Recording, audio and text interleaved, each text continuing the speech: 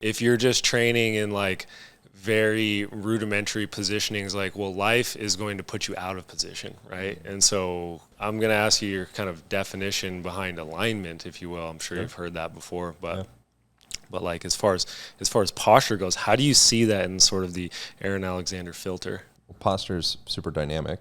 There's a misconception, in my opinion, in my experience, and just my opinion around it, that there is some perfect posture or ideal alignment or whatever that may be.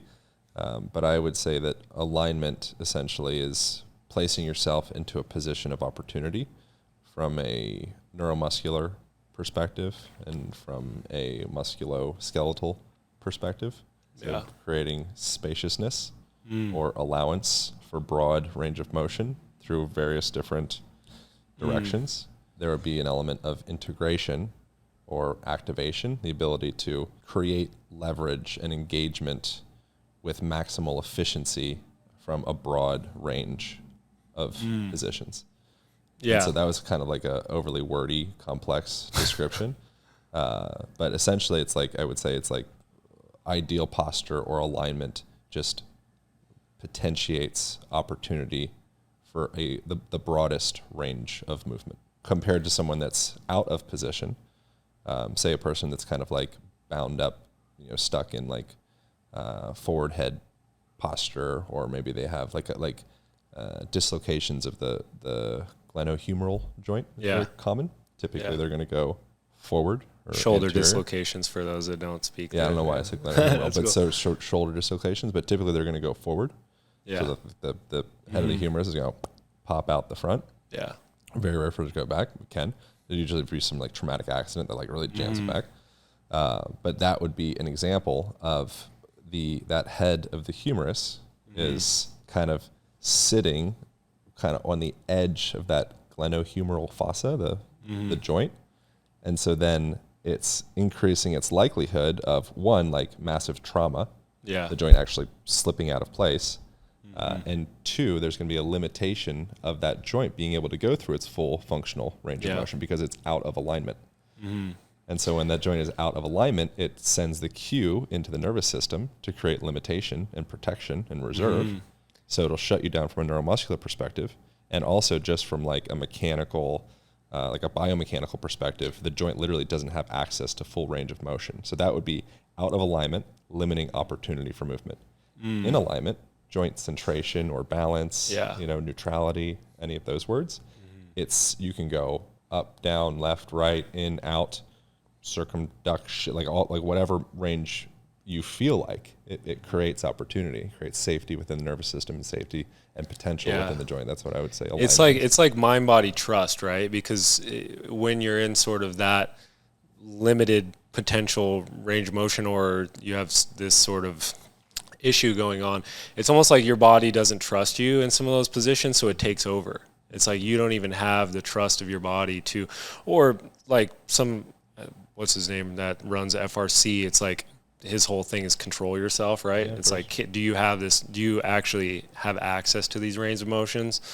Yep. Can you own it, right? Something that's really interesting, and I found myself when I was doing body work a lot, I was working at an injury rehabilitation center, and it was nestled perfectly in between a traditional CrossFit box and also a hot yoga studio.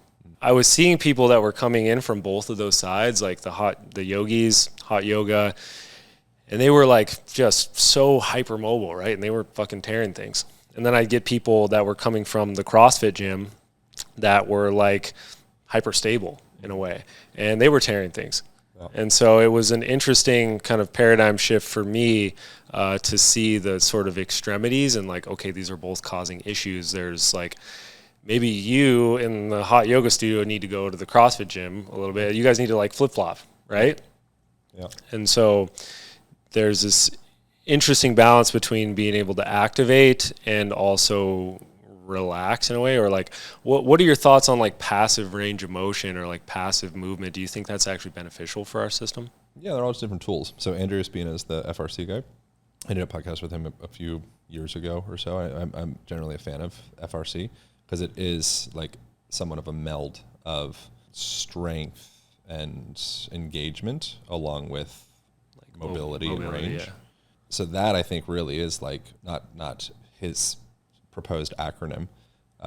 Like his stuff is great, but that's just one of the many paths that are Yeah. already, in my opinion. But it's just it's the similar thing with all of the dualities. Like they're stronger together. Right. So if you get the idea that femininity is weak, then you're going to be super imbalanced. Yeah. And it might look cool on like the cover of Muscle and Fitness for a bit, or like on your Instagram channel or whatever, where it's like, wow, fucking a lot of veins, a lot of barbells, a lot of sweat, a lot of direction, a lot of money, just stacks of money, to-do list. Like, wow, like he's really getting it done. He must be like he or she must be totally fulfilled.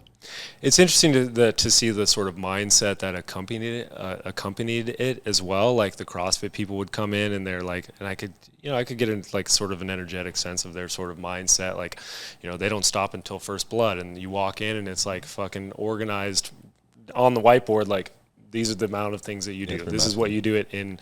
And so it's a very, masculine centered modality in a way. And then the yogis would come in and they would just be so just like all over the place and scattered, and they're like airy fairy, if you will, or just kind of all over the place and not necessarily grounded. It's so interesting to see like how much the mindset accompanied the sort of physical movement that they were doing over time, right? Repeatedly. If you found this of value, if you found this helpful, leave me a comment below, hit the like, hit the subscribe, and I'll see you in the next video.